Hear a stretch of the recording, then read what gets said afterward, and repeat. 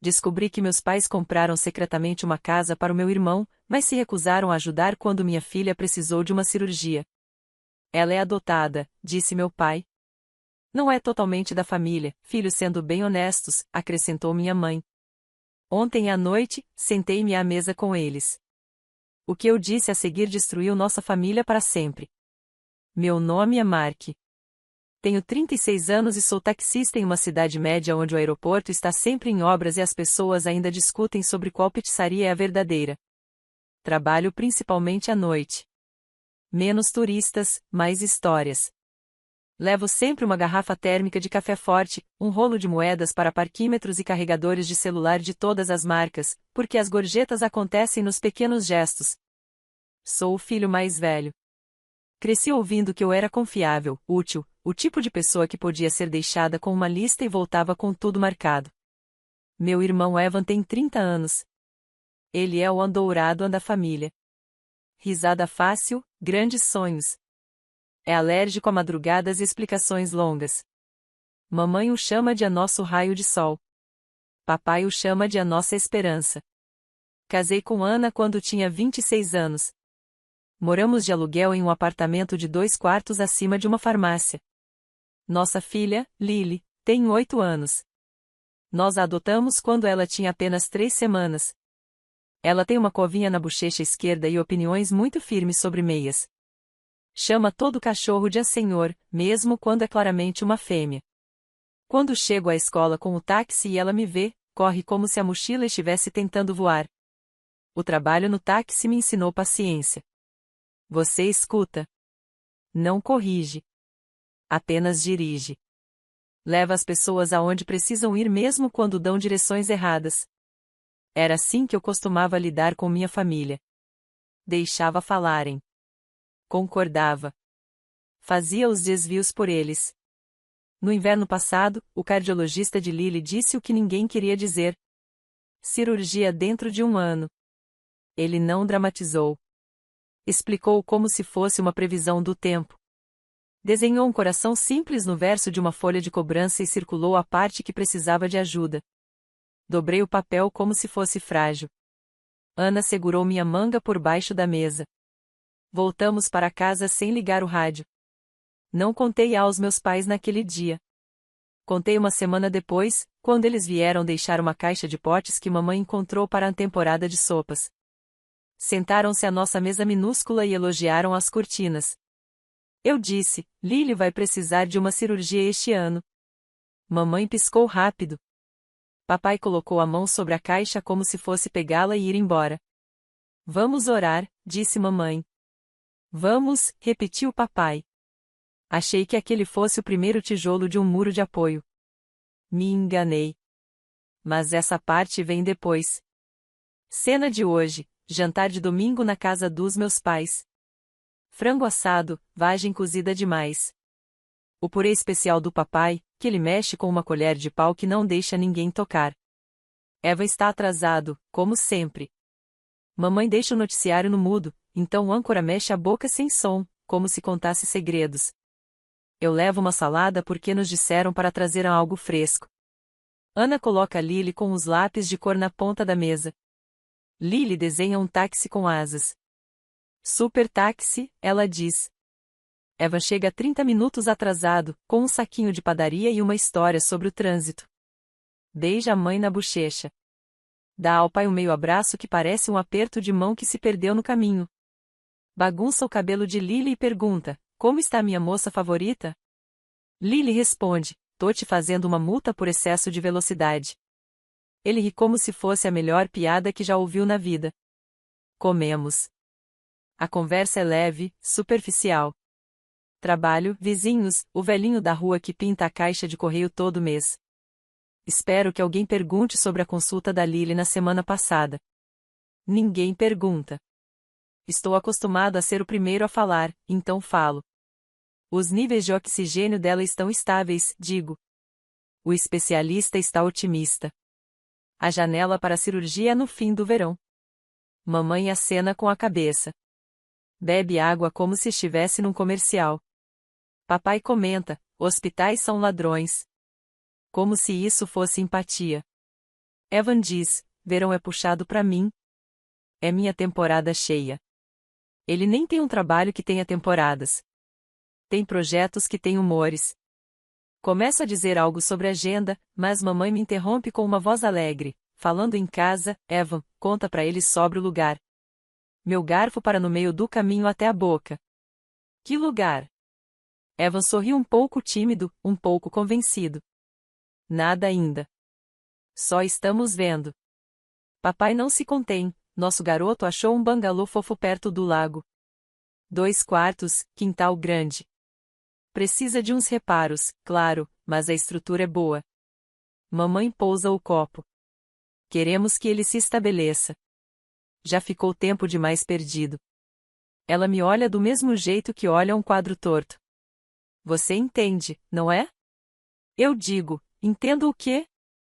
Ela não responde. Passa as batatas. Lily se inclina sobre o desenho. O supertáxi pode pousar no telhado?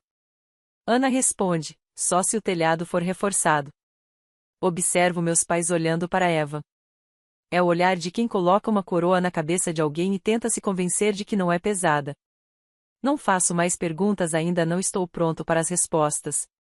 Terminamos o jantar. Recolhemos os pratos. Mamãe lava, eu enxugo. Ela diz, você devia pensar em se mudar para mais perto da gente. Assim poderíamos ajudar mais. Eu respondo, estamos bem. Ela retruca, você sempre diz isso. Na saída, papai me entrega um envelope endereçado a ele e à mamãe. Já que você vai passar no correio, diz. Parece leve. Guardo no bolso do casaco. Colocamos Lily no banco de trás. Ana pergunta baixinho, tá tudo bem? Minto, tá. No semáforo vermelho, lembro do envelope. Abro, achando que é um encarte de cupons ou um panfleto da igreja. É uma apólice de seguro. Novo endereço de propriedade, um que não conheço. Titular da apólice, Fundo Familiar Bennett. Morador principal, Evan Bennett. O sinal fica verde. Alguém buzina. Não arranco o carro. Por um segundo, a cidade fica silenciosa daquele jeito que só acontece dentro da cabeça. Ana coloca a mão no meu braço. Marque. Engulo seco. Sinto o mesmo peso velho se espalhando pela mesa como talheres. E ouço a frase que eu não queria ouvir. Aquela frase que eu não quero repetir. Mas ela volta mesmo assim. Quando eu perguntar a eles mais tarde, meu pai vai dizer, ela é adotada. Minha mãe vai acrescentar, não é totalmente da família, filhos sendo honestos. Esse é o primeiro gatilho. Não é o dinheiro, é a separação. Ontem à noite, eu estava sentado à mesa, em frente a eles. Disse algo que nunca tinha dito naquela casa. O som ainda ecoa nos meus ouvidos. Eu vou te contar o que eu disse, mas antes, preciso contar como chegamos até aqui. Eu tinha 12 anos quando aprendi que ser o mais velho significava ser responsável pelos erros dos outros. Evan quebrou a janela do vizinho. Eu entreguei o dinheiro que ganhava cortando grama para evitar que papai tivesse que lidar com a papelada. Mamãe disse, você é um bom irmão. Evan respondeu, valeu, cara. E sumiu com um amigo para jogar videogame. Aos 16, tirei a carteira de motorista e virei o motorista da família não só para recados, mas para desculpas. Você pode passar para buscar o Evan? Ele ficou preso. Preso, no caso dele, significava entediado. Aos 19, comprei um Corolla usado com o dinheiro que vinha juntando desde o primeiro ano do ensino médio. Evan chamava de nosso carro e pegava emprestado tantas vezes que comecei a esconder as chaves dentro de meias. Mamãe dizia, não seja mesquinho. Acabei virando taxista depois de um semestre inquieto na faculdade comunitária e uma pilha de contas que não podiam esperar até eu descobrir quem eu era. O que eu gostava no trabalho era simples, ligar o taxímetro, desligar o taxímetro. Linhas claras. As pessoas entram com uma necessidade. Você resolve, recebe por isso. Nem sempre de forma justa, mas de forma honesta. A cidade me ensinou caminhos que o mapa não mostrava, como os semáforos realmente funcionam, quais vielas são seguras, quais bares soltam os mentirosos mais barulhentos. Às 2 horas da manhã, conheci Ana às 5h40 de uma manhã gelada de fevereiro, numa calçada. Ela estava atrasada para o turno de abertura na padaria. Tinha uma caixa de sonhos que não saíram direito e uma expressão que saíra perfeita. Levei-a até lá antes que os fornos apitassem. Ela me deu gorjeta em forma de doces e de um número de telefone. Construímos uma vida com base em madrugadas e segundas chances. Os pais dela moram a 3 fusos horários de distância. Os meus vivem a 15 minutos do nosso apartamento e acham que isso lhes dá algum direito moral. Decidimos adotar depois de 2 anos tentando e 2 anos ouvindo médicos dizerem talvez e não sabemos. O processo de adoção pareceu uma auditoria, cada gaveta, cada resposta, cada história examinada. Passamos porque dissemos a verdade e porque somos entediantes no melhor sentido. Lily chegou e transformou o tédio em luz. Ela odeia mirtilos, a menos que estejam em panquecas. Canta para o aspirador de pó. Ama mapas. Fica sentada no banco de trás do táxi com meu velho Atlas, traçando linhas como se estivesse planejando um assalto. Mamãe disse, ela é um amor.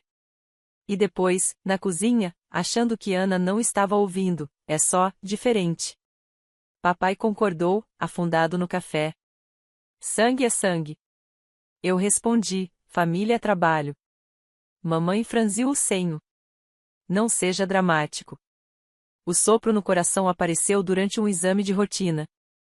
O cardiologista escreveu o diagnóstico com letras bem claras. Ele não se abalou quando Ana começou a chorar. Disse, isso é comum e reparável. Comum soou como uma mentira. Reparável soou como um mapa. E nós seguimos esse mapa. Consultas, exames, eletrocardiogramas que pareciam sismógrafos de um terremoto silencioso. O dinheiro deixou de ser algo que a gente observava e virou algo que a gente perseguia. Seguro de saúde é um jogo em que eles mudam as regras no meio da partida. Aprendi novas palavras, franquia, pré-autorização, gasto máximo do próprio bolso. Comecei a usar uma pasta com divisórias, como um assistente jurídico. Cortamos luxos que ninguém sentiria falta. Peguei mais turnos noturnos. Ana assumiu horas extras na padaria quando alguém da equipe da manhã faltava. Lily se acostumou a adormecer com o som das minhas chaves às 2 da manhã. Eu tentava fazer silêncio e falhava. Ela se sentava na cama e sussurrava, oi, papai. E eu derretia na cadeira. Contei aos meus pais os fatos, não os valores. Pedi ajuda com a logística, não com dinheiro. Vocês poderiam buscar a Lily na escola às quintas? Perguntei, com cuidado. Mamãe respondeu como se eu tivesse oferecido um coral, temos ensaio do coro. Papai disse, quintas são minhas noites de pôquer. Evan disse, tô atolado. O que significava que não estava. Enquanto isso, Evan continuava mudando de rumo. Vendeu camisetas vintage pela internet. Gerenciou a banda de um amigo por 3 semanas. Fez a consultoria para um food truck. Voltou a morar com meus pais porque a aluguel é uma armadilha. Ligava tarde da noite para perguntar, como você fala com as operadoras de cartão de crédito? Eu explicava. Ele dizia, você me salvou. E depois não fazia o que eu disse. Pequenas humilhações foram se acumulando como louça suja. Mamãe pediu que mantivéssemos a situação da Lily em sigilo, porque nem todo mundo entende adoção ou questões médicas. Papai revirou os olhos quando corrigi por dizer a pais de verdade ao se referir aos pais biológicos dela. Evan postou uma foto da Lily no Instagram sem pedir permissão, com a legenda vida de tio e 3 emojis de coração. Quando Ana pediu para ele apagar, ele respondeu, relaxa, é só uma foto. Deixei passar coisas demais, porque eu escolhi as minhas batalhas do jeito que uma pessoa pobre escolhe maçãs com cuidado, de olho nas manchas que não pode bancar. Então chegou a primeira conta grande. O seguro recusou um exame porque o especialista colocou o código errado ao lado do nome. Liguei. Esperei. Fui educado. Resolveram. A segunda conta era franquia. A terceira era uma cobrança misteriosa no fim, era taxa para o cardiologista ler o exame feito na própria máquina do hospital. Paguei o que pude, planejei o resto e me convenci, estamos bem. Estamos conseguindo. E então veio o envelope. A pasta. O endereço. Eu não sabia. No dia seguinte, perguntei aos meus pais. Não por mensagem. Cara a cara. Fui até lá entre uma corrida e outra e toquei a campainha. Mamãe abriu a porta com aquele olhar que dizia: não estávamos esperando uma visita, mas estamos arrumados para isso. Levantei a pasta. O que é isso? Perguntei. Papai veio pelo corredor com os óculos na mão. Viu os papéis. Nem tentou disfarçar. Ajudamos seu irmão, disse. Quanto é ajudar? Perguntei. Mamãe respondeu: esse não é o ponto. Então qual é o ponto? Perguntei. O ponto, disse papai, devagar, como se explicasse uma ferramenta para um novato, é que o Eva está começando a vida. Ele precisa de uma base. Olhei fixo para ele. Nós pedimos para vocês irem numa consulta médica, e vocês disseram que tinham ensaio de coral. A boca da mamãe se apertou. Estamos fazendo o que podemos. Foi aí que eu disse. Baixo, ainda acreditando que falar com calma ajudava. A Lily precisa de uma cirurgia este ano. Mamãe olhou para o relógio da cozinha. Papai olhou para o café. Vamos orar, ele disse de novo. Orar é bom, eu respondi. Ação é melhor. Os olhos da mamãe esfriaram. Já fizemos o bastante por você. Ali estava a fatura por ser filho deles. Eva chegou no meio da conversa, com uma sacola de comida e nos salvou de dizer algo verdadeiro. Viu a pasta e sorriu. Você viu, né? Disse. Não é uma mansão, só um começo. Parabéns, eu disse. Tinha gosto de alumínio. Mais tarde naquela semana, fomos convidados de novo para o jantar de domingo, aquele com frango assado e o âncora da TV mudo. Fui porque ainda acreditava no poder de aparecer, de marcar presença. Eles me deram uma linha para segurar, e eu segurei. Mas agora acabou. O que me quebrou não foi a compra da casa. Foi a separação. A frase. Ela é adotada. O acréscimo, não é totalmente da família. Uma balança na cabeça deles em que sangue pesa mais que tempo. Em que uma assinatura em escritura vale mais do que uma assinatura em certidão de adoção. Uma família que usa a palavra bênção como se fosse cupom. Saí daquele jantar com uma decisão pesada e simples. Daquelas que se encaixam no lugar como o cinto de segurança antes de um acidente que você já não pretende evitar. O jantar de ontem começou normal. Mamãe perguntou sobre as corridas como se ainda fosse 1998 e dinheiro vivo mandasse no mundo. As pessoas ainda pegam táxi? Papai perguntou, como se eu fosse dizer que tínhamos parado na semana passada. Evan rolava o celular e ria de algo que só existia na tela dele. Ana ficou em casa, combinamos que um de nós manteria o horário de dormir da Lily. Levei uma pasta, porque sabia que ia precisar de provas. Gente como meus pais respeita papel. Quando os pratos já estavam quase vazios e o âncora mudo da TV parecia exausto de tantas notícias que não podia contar, coloquei a pasta sobre a mesa. Tirei 2 folhas. Isto aqui, disse, batendo na primeira, é a estimativa do hospital para a cirurgia da Lily. E isto, toquei a segunda, é uma foto dela semana passada, no carrossel. Está segurando um algodão doce como se fosse um diploma. Mamãe recuou um pouco ao ver a foto. Papai se encostou na cadeira. Por que você está fazendo uma cena? Minha mãe perguntou. Estou fazendo um ponto, respondi. Evan me cerrou os olhos. Cara, por que trazer isso aqui? Porque é aqui que a matemática falha, eu disse. Aqui é onde vocês me disseram, semana passada, que a Lily não é totalmente da família. Quero que olhem para o rosto dela e repitam isso. Mamãe balançou a cabeça. Nunca dissemos isso. Disseram, sim, falei firme.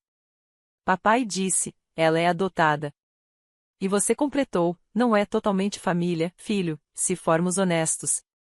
Mantive a voz baixa, porque não estava ali para dar um show. Estava ali para estabelecer limites. Papai bufou. Você está distorcendo o que falamos. Não respondi. Estou traduzindo. Evan largou o celular, como se algo sério finalmente tivesse começado. Estamos todos estressados, disse. Dinheiro deixa as pessoas estranhas. Isso não é sobre dinheiro, respondi. É sobre hierarquia. É sobre como vocês decidem quem conta e quem não conta. O rosto do meu pai endureceu, do mesmo jeito que endurece quando o cortador de grama não liga. Ajudamos seu irmão a comprar uma casa porque ele precisa de estabilidade. Você tem um lugar. Está bem. Nós alugamos em cima de uma farmácia, disse. Estar bem não é a medida. A necessidade é. Os olhos da minha mãe se encheram de lágrimas reluzentes, aquelas que ela consegue invocar para qualquer crise, inclusive quando não é o centro da conversa. Como você pode falar assim conosco, na nossa casa? Porque é aqui que vocês falam comigo como se eu fosse um caixa eletrônico que esqueceu a caneta, respondi. Chega. Papai se inclinou para a frente, cotovelo sobre a mesa, voz baixa e afiada. Cuidado. Eu me recostei. Não. A palavra ficou pairando no ar, como um quadro novo em uma parede vazia. Estou estabelecendo limites, continuei. Deveria ter feito isso há 20 anos. Aqui estão eles, nós vamos pagar pela cirurgia da Lily sozinhos. Não aceitaremos dinheiro de vocês se vier com a etiqueta do desrespeito. Não vamos coassinar nada para o Eva. Não seremos seus contatos de emergência quando um projeto der errado, um cano estourar ou um cartão precisar de um nome limpo. Mamãe cobriu a boca, como se eu tivesse dito um palavrão. Não tinha. Eu estava sendo mais limpo do que nunca. O maxilar do meu pai se mexeu como se ele mastigasse pregos. Você é ingrato. Estou desperto, respondi. Evan tentou, mais uma vez, ser o herói. Cara, por que queimar pontes por causa de um mal-entendido? Mal-entendido seria dizer a coisa errada, falei. Vocês disseram a coisa real. E eu finalmente acreditei. Mamãe fungou. Não quisemos dizer que ela não é da família desse jeito. Queríamos dizer que é diferente. Diferente como? Perguntei. Diferente tipo vocês não a enxergam? Diferente tipo vocês acham que podem se ausentar quando fica difícil? Diferente tipo podem comprar uma casa para um filho e dizer ao outro que a filha dele é apenas uma nota de rodapé? Meu pai empurrou a cadeira para trás. A perna raspou no chão. Saia. Eu vou, respondi, me levantando. Meus joelhos pareciam estranhamente leves, como se o ar tivesse mudado. Mas me ouçam antes. Olhei para os dois até que pararam de se mexer. Isso não é sobre vingança, disse. É sobre encerramento. Ninguém falou. Até a geladeira pareceu prender a respiração. Estou encerrando a conta onde pago com meu silêncio, continuei. Estou fechando a porta por onde vocês entram na minha casa trazendo condições. Estou encerrando o ciclo em que o Evan erra e eu conserto. Vocês podem chamar isso de crueldade. Eu chamo de cuidar da minha família. Mamãe sussurrou. Se você sair por essa porta, não volte pedindo nada. Não vou, respondi. E não voltarei para explicar adoção a quem a usa como forma de classificar uma criança. Evan tentou aliviar o clima com humor e errou feio. O 4 de julho vai ser estranho. Vai ser silencioso, eu disse. Recolhi os papéis. Guardei a foto da Lily de volta na pasta. Deixei o orçamento da cirurgia sobre a mesa. Podem ficar com isso, falei. É o preço do respeito. E nós vamos pagá-lo. Fui até a porta. Mamãe disse meu nome do jeito que se chama um cachorro prestes a correr para a rua. Não me virei. Abri a porta. Pisei em um ar que finalmente parecia ar.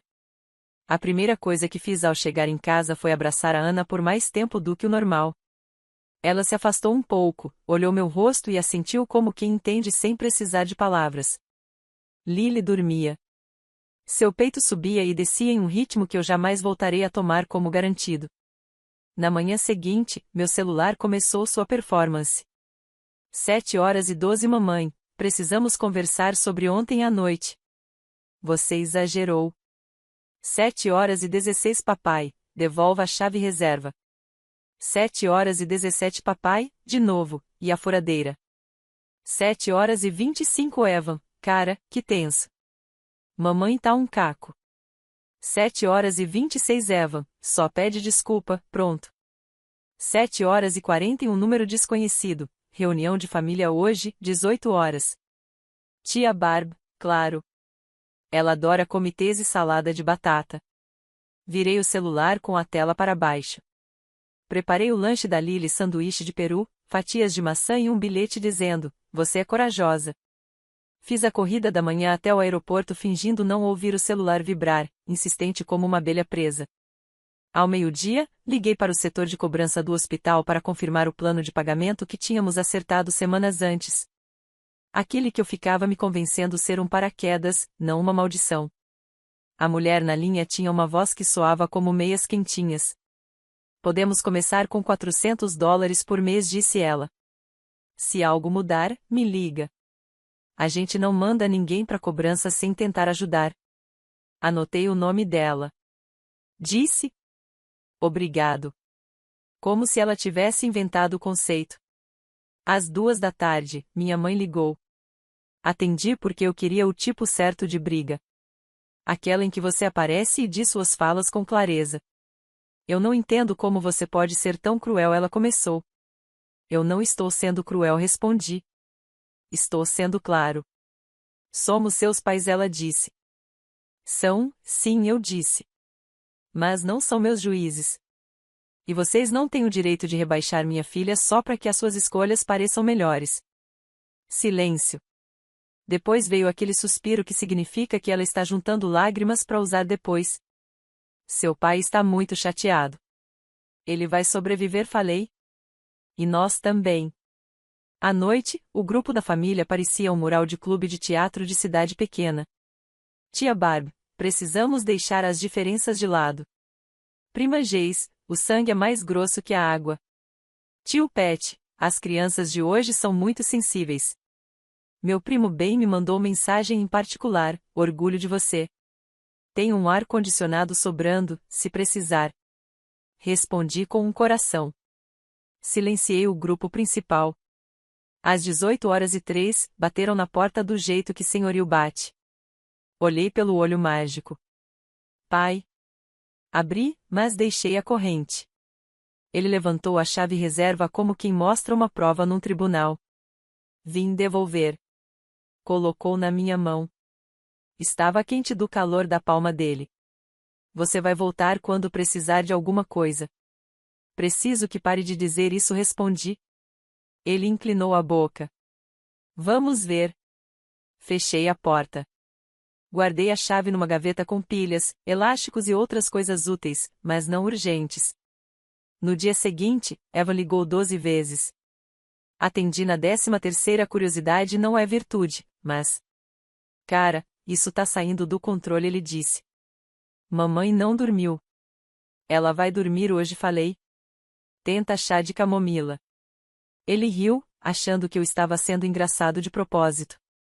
"Sério, você sabe que eles não quiseram dizer daquele jeito. Eles são da velha guarda."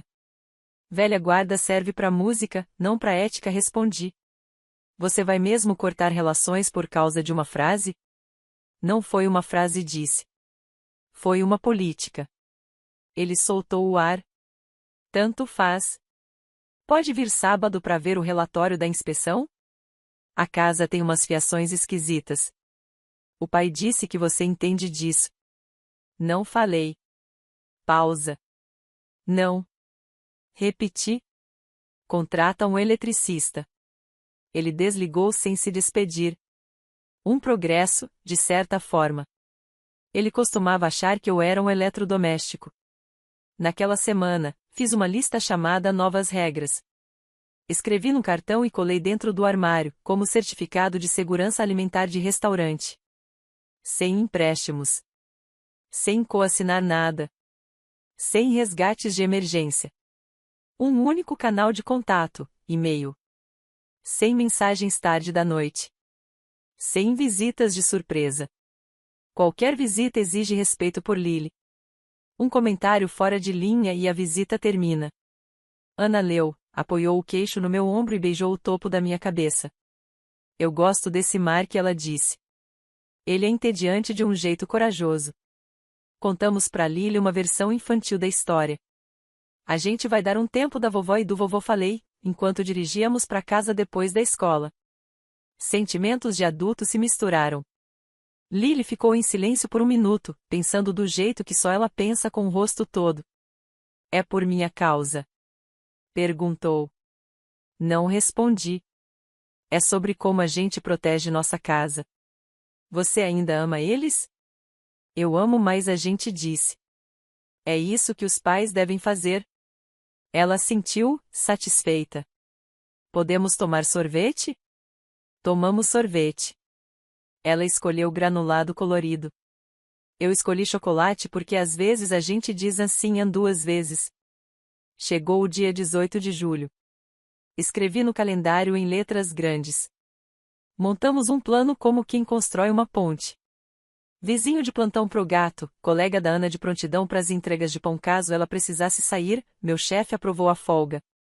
Na véspera, fiquei acordado escutando os pequenos sons que o apartamento faz no escuro, o soluço do aquecedor, a cadeira do vizinho de cima, a respiração da Lily. No hospital, Lily foi mais corajosa que qualquer um. Perguntou à anestesista se a máscara vinha na cor roxa. Não vinha. Aceitou a cor turquesa. Apertou meus dedos como se fosse um código. Apertei de volta. Na sala de espera, sentei sob uma TV que passava programas de tribunal e tentei lembrar como respirar. O cirurgião saiu 4 horas depois com um rosto que dizia boas notícias. Ele disse as palavras. Eu as ouvi como se fossem água. Enviei um único e-mail para o endereço da família que criei só para essa cirurgia. Cirurgia bem-sucedida. Recuperação indo bem. Avisaremos quando estivermos prontos. Minha mãe respondeu com o emoji das mãos em oração e então feliz por vocês. Quando podemos visitar? Meu pai escreveu, nos avise se precisar de algo.